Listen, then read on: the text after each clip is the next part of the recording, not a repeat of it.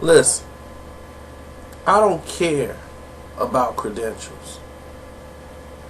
I don't care about interviews. I don't care about anything except for what I'm talking about. My word. Because in the end, that's all I have. It's all I'm responsible for. And that's all I am accredited to, what I say. Now, everything else is a bonus. It's a bonus if I do an interview.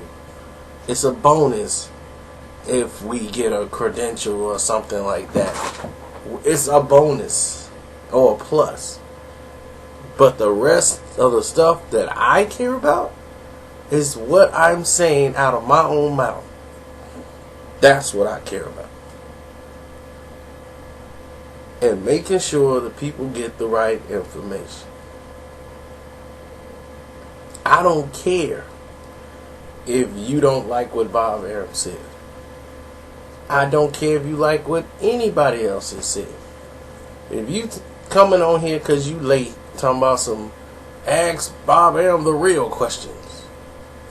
Ask him why he avoided the Mayweather-Pacquiao fight.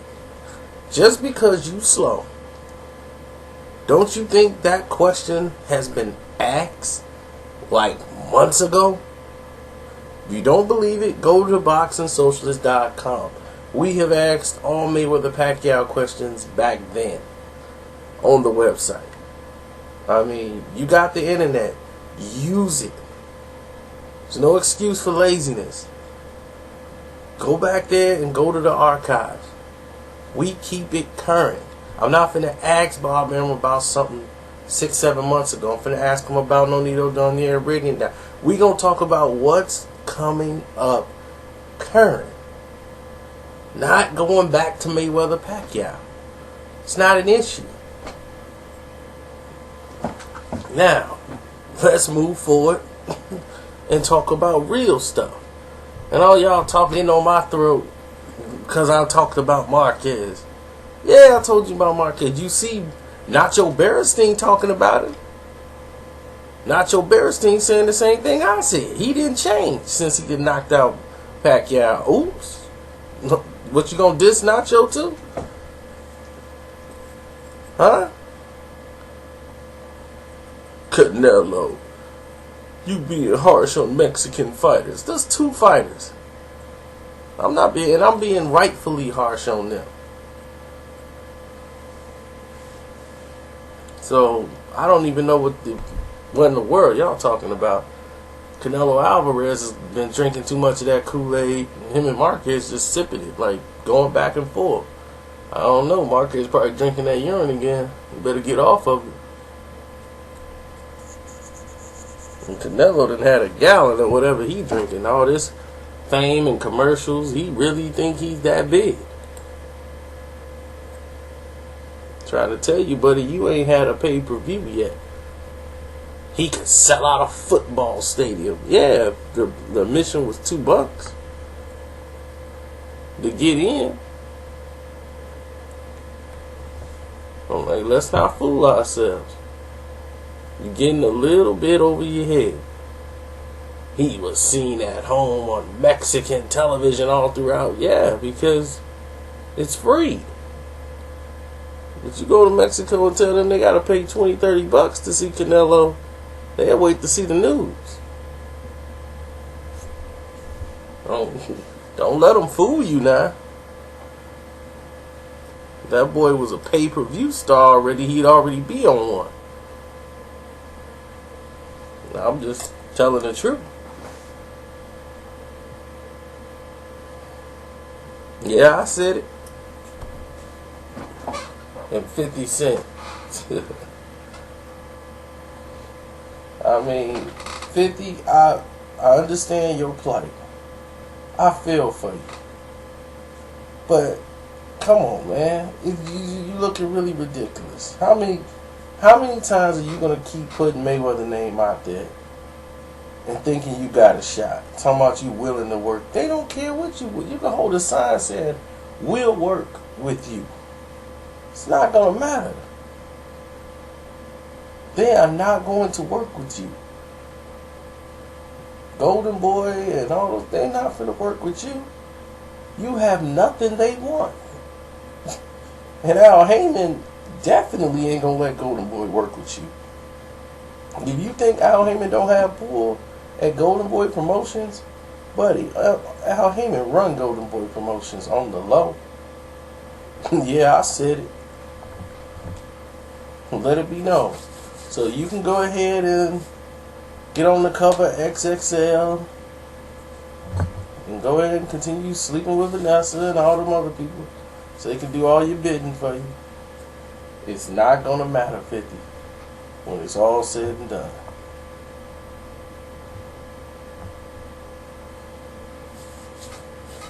Oh yeah, 50 sleep with all like old, powerful white ladies. Nah, he don't care no more.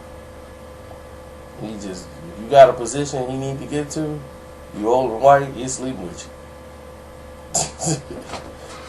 50 is something else now. Yeah, I said it. Then you got man, all this craziness going on, man, with main events fighters, with Malik Scott and all these guys. Man, how they keep ripping off the brothers that fight on there. You know, keep protecting Thomas Adamak, and it's like, why? You know, I understand why, because I'm probably the only one that remember the criminal shit y'all did to get him in the first place. Yeah, I said it. But we won't even go there. But anybody should know that place is a graveyard. It's a graveyard. And if you don't know, I'm telling you now, main events is a graveyard.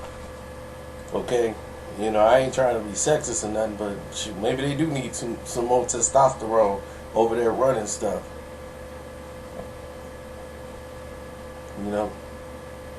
And I remember, Ellen, you couldn't even get in because you ain't had no credentials to get into the place. To your own event that your own company worked for. Jolene, all y'all, man. Yeah. Needs to be some testosterone over there. A little bit too much. We need a little bit more testosterone over there. So that place is going to be picked dry within the next year.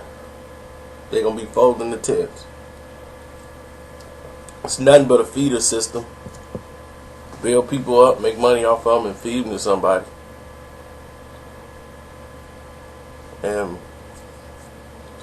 And these radio shows. Let's talk about that, man. Everybody with boxing radio shows, let me tell you this foremost, right here.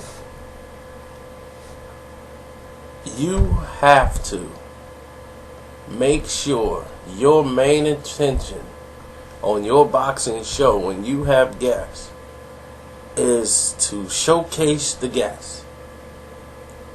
Because you might know what this guy's gonna say, but there might be some listeners out there who are tuning in for the first time who don't know what in the world is going on. They might just not be enlightened. They just want to hear. They might hear something and they might learn something. Ask the questions so that the guests can shine. So that they can tell you what's going on. Let them do what they're there to do. Okay? I don't want to hear, hey, are you in town, man? Yeah, how was the steak? I don't want to hear all that. I want to hear about what's going on with these fights, who they're fighting. If I'm tuning in, I want to hear the details mostly from the fighter than the interviewer. I'll need the interviewer to just ask him the right questions to bring all this information out. And that's what people got to remember. It's about the guest who's on the show. Now, when it's your turn to talk, like roundtable, then you get to express anything you want. But when the guest is on there, let them be the guest. And then when you do talk to the public, please Just give some respect to the science of the game. It's just that I'm tired of hearing. I listen to these shows, man. I'm hearing this. Yeah, man. He came in. He landed the right hand. He kept throwing the right, and then he ducked it. Then he hit him with the left, and then when he put a jab in his face, he just didn't get around that jab, and then he put the jab on him. And what he's got to do is look out for the jab. And if it didn't come over the top with a right hand, huh? Who? What? That's just crazy. It's not making any sense. It's not fluent. It's not being broken down scientifically of someone who understands what's going on in the ring. That's just somebody just saying throw hands, basically. They're not telling you how he's going to do it. He's just like, hey, just throw a right hand over the top. It's too plain. It's too dry. And anybody who respects the science of the sport is not going to listen to that and take it constructively. They're going to listen to it and just say, okay, this guy's just saying a bunch of stuff. Why should we even listen?